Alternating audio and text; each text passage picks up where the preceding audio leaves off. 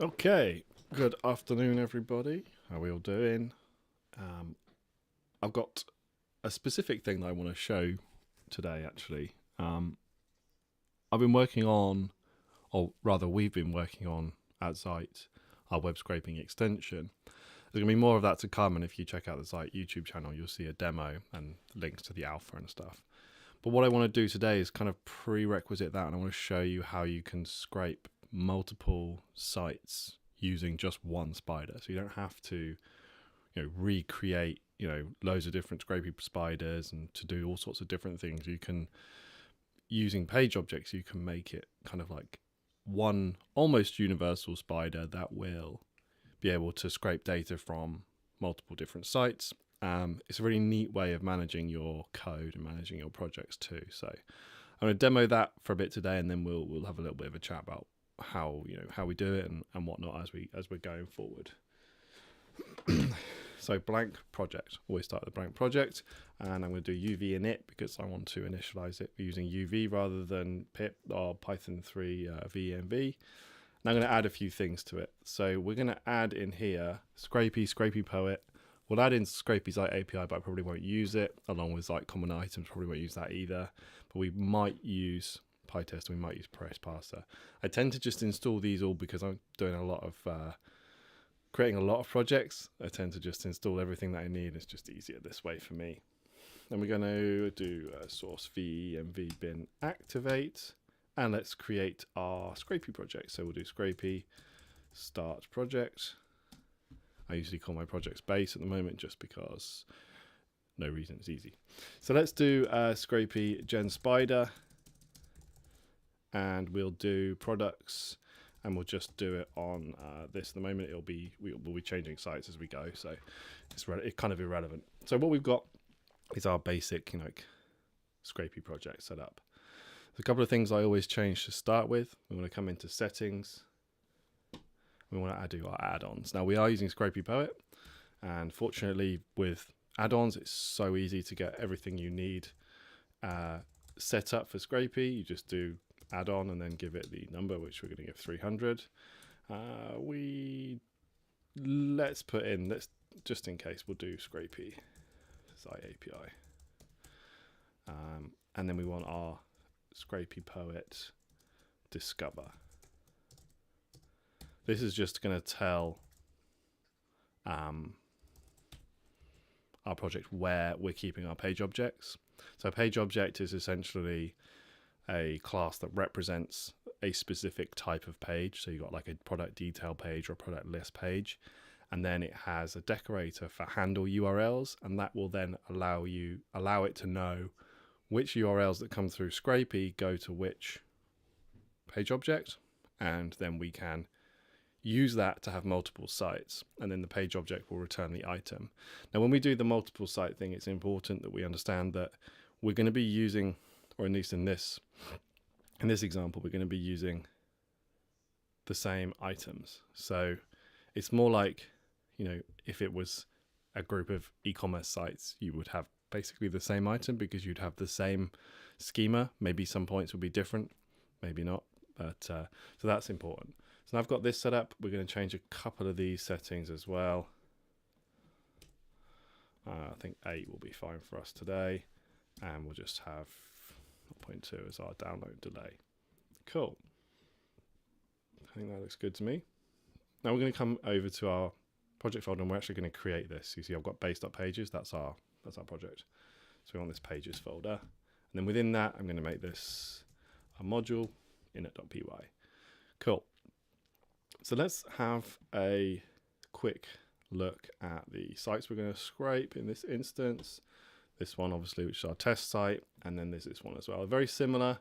So if I opened up, one of the products each, you'll see, this one's got a load of product information, and so does this. Same kind of thing. So we're going to keep this example quite simple and quite generic. So let's create our item. Let's get rid of all of this. I don't use Scrapy items anymore. I tend to use attrs or data classes. I'm leaning towards attrs at the moment, just because I don't know, just because I saw someone using it and I've kind of adopted it. So And Enter-Ss is included with when you install Scrapy, so you don't need to worry about it. So let's have our product item, and we're going to have our name, which will be a string, the price, and then we'll just put in the URL, which is going to be a string. We could get a bit more information. That'd probably do, to be honest. We'll keep it easy. I want to demonstrate how it's going to work rather than anything else. I'm going to create another item as well, because not only do we want to go to specific pages, we want to go through all the list as well. So we'll have a list item, and this is going to have the product URLs, which is going to be a list of strings, and it's also going to have a next page URL, which is going to be a string, and we might have a URL as well for that actual page.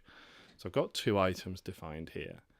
Now what we want to do is we want to start to flesh out the page objects. So on our pages, what I'm going to do is I'm going to create a new file in here, and we'll do to scrape page here, .py.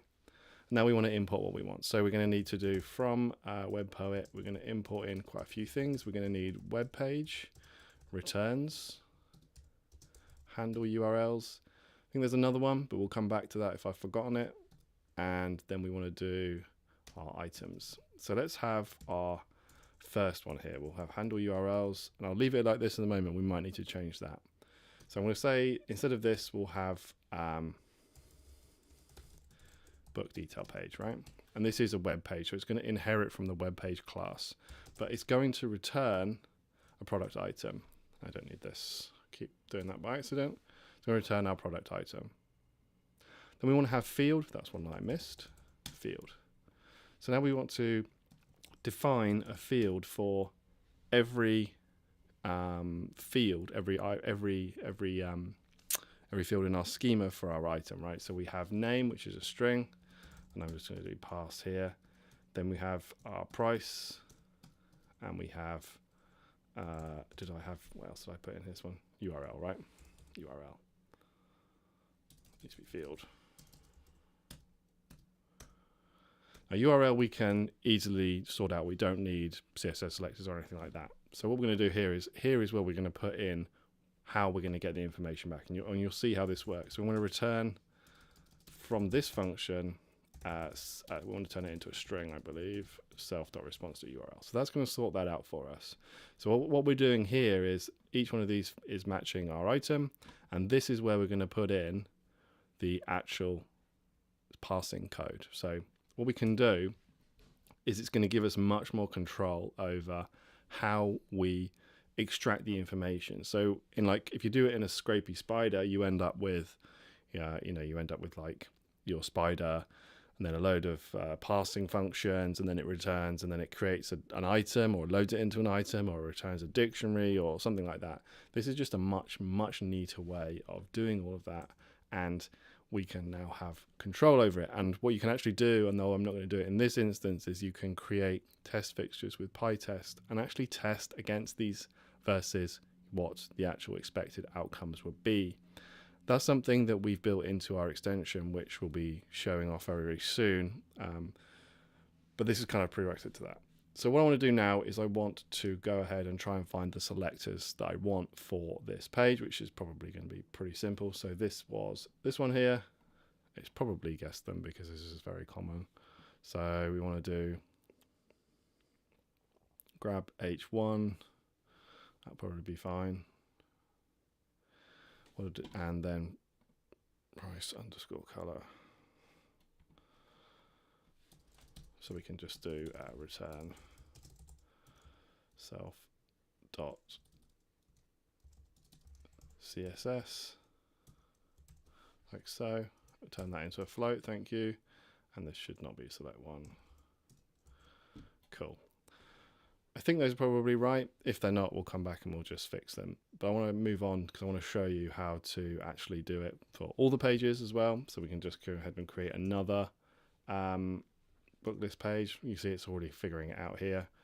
Return product URLs, next page URL, I'm going to happy with that. We'll have a look at this in just a second. We probably don't need all of this. In fact, we don't need this. We'll have a look at this selector in just a second.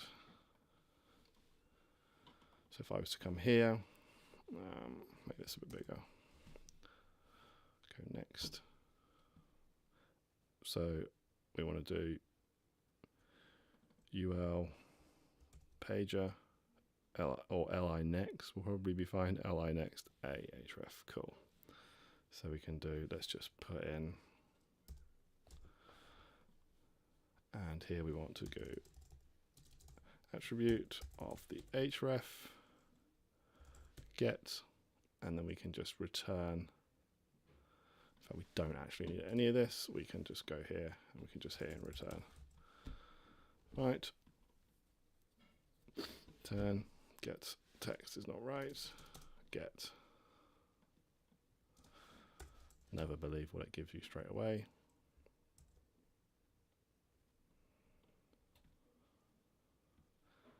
Cool. So now we need the product URLs from this page, which is something like this.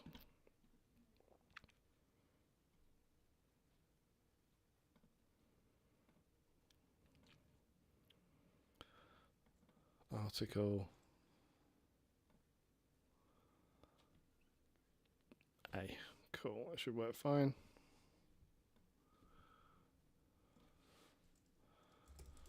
We can just do this. URL is equal to self.css, and it was, I've forgotten already, article class product pod. Fine.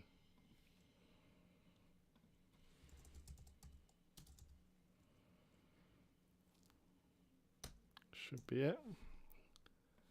And I don't, H3, I don't know if that's right.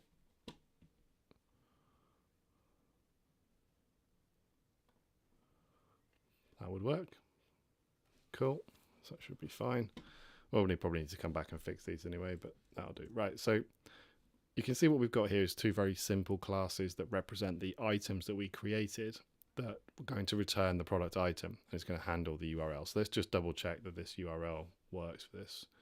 So it does have catalog in there. So let's go ahead and copy this because the URL's got a match. And then we want to do a wildcard, so all of these afterwards. And we'll double check the page works as well the same way. Looks like it does.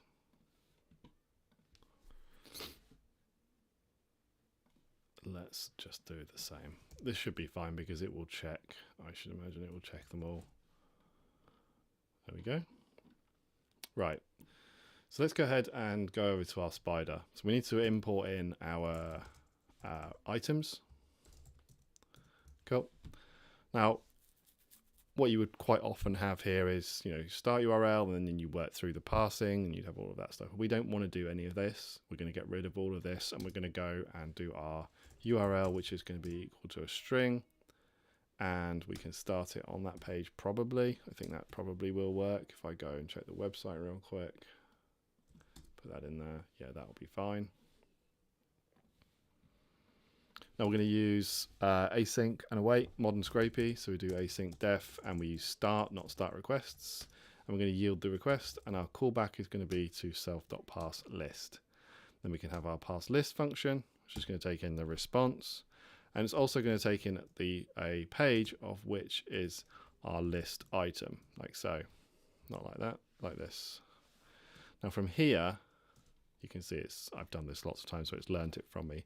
We can go and loop through the product URLs that it finds on the page. Now I'm just going to change this to response.follow because that will format the requests properly for us.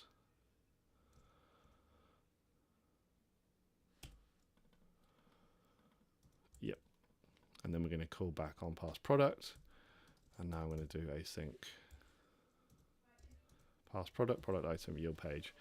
So because we've put all of the parsing logic in the actual page object over here, this is now very generic. So all we're saying here is, so whenever we're using this item, we can create as many page objects as we want that handle different URLs, different websites, and then write our own scraping logic in their own page object here, we would have not book detail page. Next one we'll have like, I don't know, battery detail page or something, and we'll have the CSS selectors and everything for it there. And then what we'll have is we have a generic spider, and this can be, and then we can just create like a URLs list and just set it off to go. We'll need to change the allowed domains or remove it, but you can see how quickly and easily you can now expand on the project. So I'm going to just try running this, and we'll fix whatever I did wrong or whatever I let Copilot do. Okay.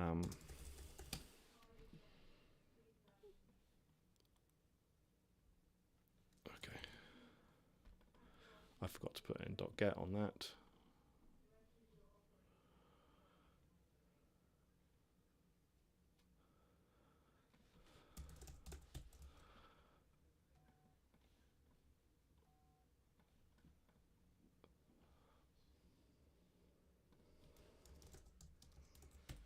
There we go.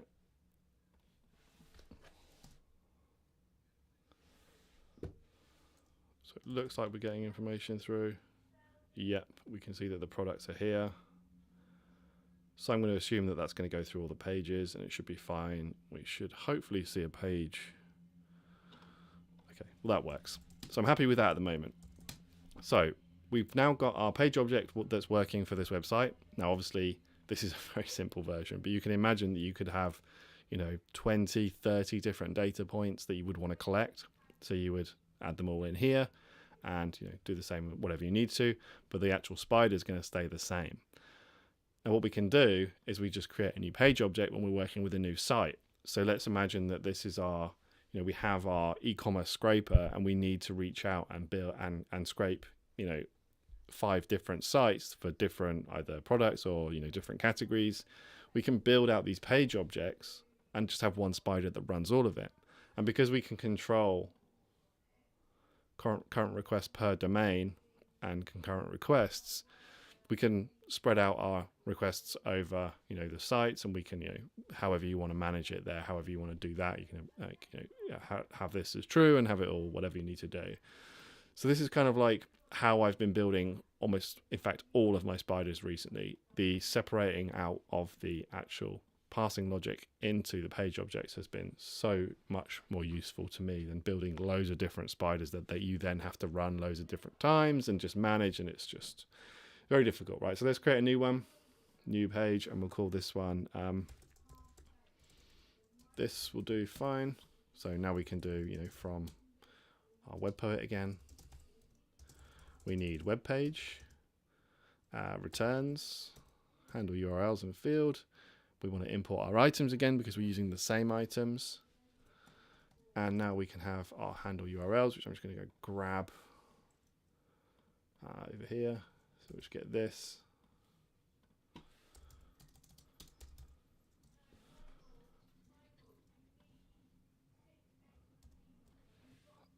Let me double check how the product one looks as well.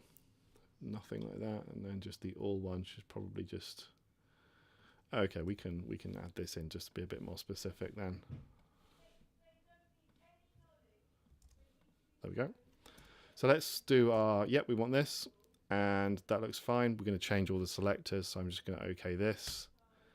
And then we're going to do the same again, except this one is going to be our list. This is our list page, this is our product page, so that's the wrong way around.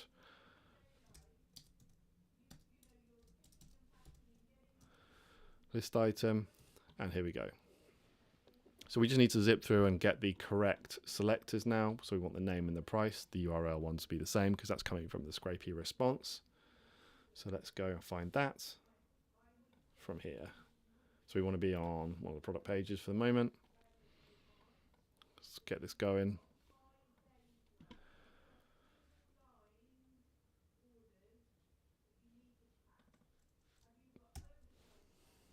Do this, so I would say that that might even work, but we'll do H1 text.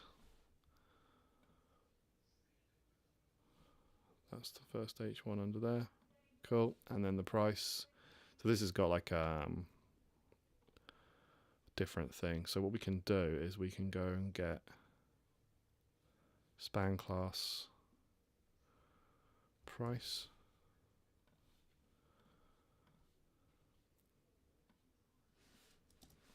Text. And I didn't do this in the other one, but we'll do, I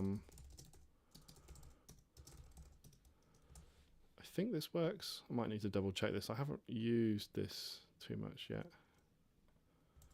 Let's double check the documentation for price parser.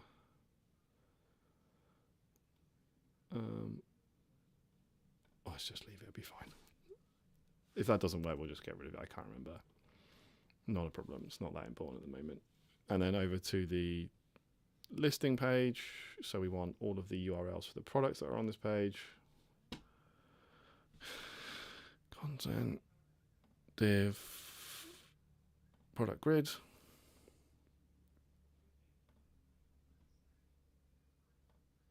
Where's the link? Here.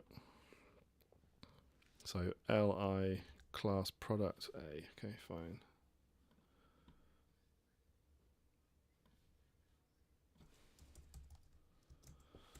That should work. And then the next page as well. Here.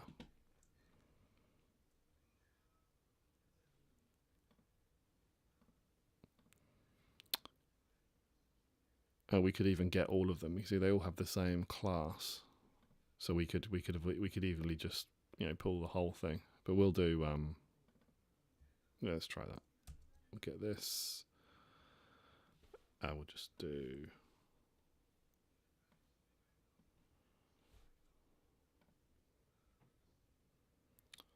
A.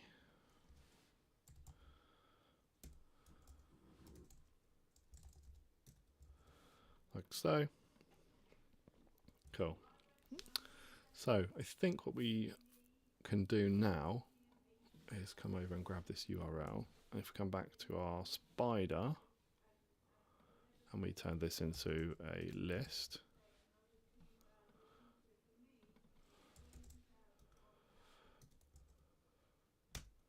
Yep.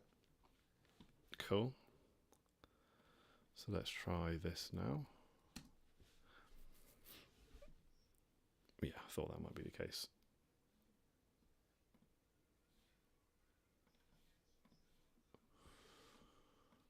It's something like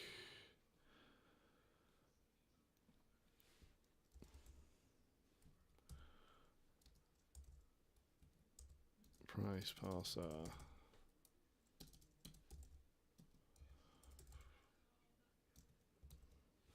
I don't think that's right either. Can't remember.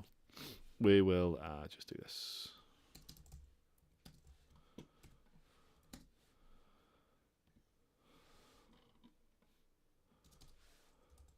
There you go.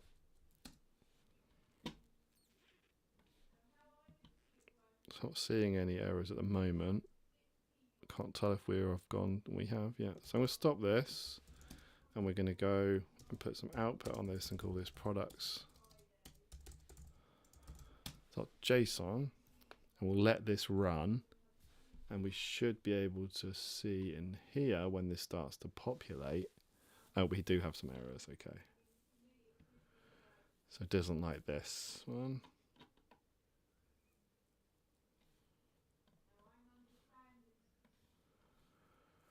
Is that specific to? Well, this one worked. So we have some errors that we would want to fix. So we're probably having some issues with some of the names, but it's all looking pretty good to me so far.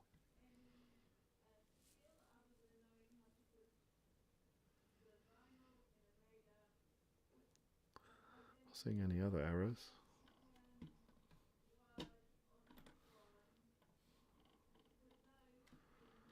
Yeah, we're all the way up to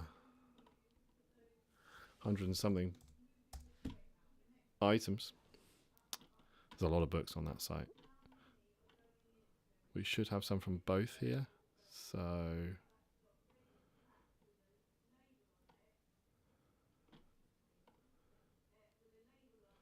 there you go. We do have that one. We do have that one. Yeah. Cool. So you can quite easily see how you could add some more. So if you had another website, for example, you would just want to create another page, just like what I did here. Now, as long as your items fields match. Now, obviously, the way that Scrapy handles it is that if there isn't something available for that item, it becomes none, or I think. So even if you don't have exactly the same fields, they would just be there, but they would be empty. So that's one way of doing it. But it's dead easy. Now, what I want to show next time is I want to show you how we automate all of this with our agent using our VS Code extension, which I've got open here. You can see it brings up my page objects and my spiders. Now, what's cool with this is that we've written basically an MCP server that contains very specific instructions that lets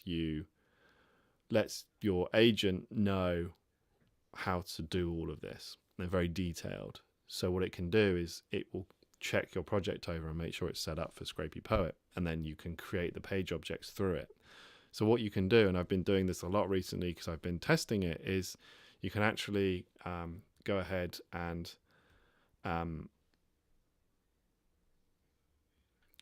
start with just a very simple Scrapy project, and then use the agent through our extension to complete it very, very quickly. So I've been building out spiders that have got 20-ish data points and maybe 1,000 or so products to go through, and it takes 10 minutes because the agent handles it. And obviously it's dependent on the model that you use, but if you're interested in that, let me just try and show you. I'm just going to try and show you a project. Be right back 1 second.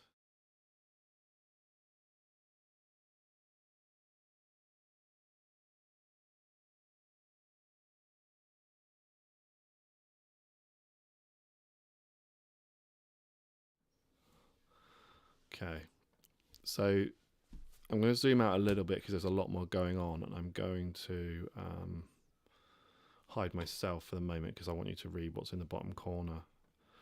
But what we have here is essentially what I just did, but we have many more, a few more item fields that we want. And through that, the agent created for me, and you see it's working through here. It created for me all of this code here. In fact, it knows how to use price parser when I don't, so that's a good thing. But it used the fixtures, which is built into PyTest, to take an input, which it downloads through Scrapy. It downloads the product page, creates expected output. This is not the best example. Let me show you creates the expected output all automatically through the agent, and then generates the page object scraping and parsing code here, which is all of this. Everything in this file you see was generated through the AI agent using our MCP, our extension for all the instructions and everything like that. So and this whole project, you wouldn't want to sit there and write all of this, code all of this out, or find all of these very specific selectors. That would take forever. We're just far beyond that now, when we can get the AI to do it for us. So this is what I'm going to build up to, and this is going to be next time. And there's a reason for that, because the beta launch is coming up. So when that happens, there'll be a lot more around this. But if you want to see it working now initially, there is a video on Zeit's YouTube channel, which you can see my demo of it there. If you want to try it yourself, you can find it now. If you go to the marketplace, you can get Web Scraping Copilot and give it a go. It's still in alpha, so just bear in mind you will need to follow the documentation pretty carefully. But yeah, something that we'll be releasing really soon. It's really cool. So I'm going to call it there for this. This was pretty cool. I enjoyed showing everything, and this is kind of what I've been working on recently, because I've been been a part of this, testing this for our engineering team and whatnot, and demoing it. So I wanted to show you how I would do it manually before I would show you how to do it through the extension, which will be next time. So yeah, thanks very much for joining me, everybody, and we'll see you again very soon.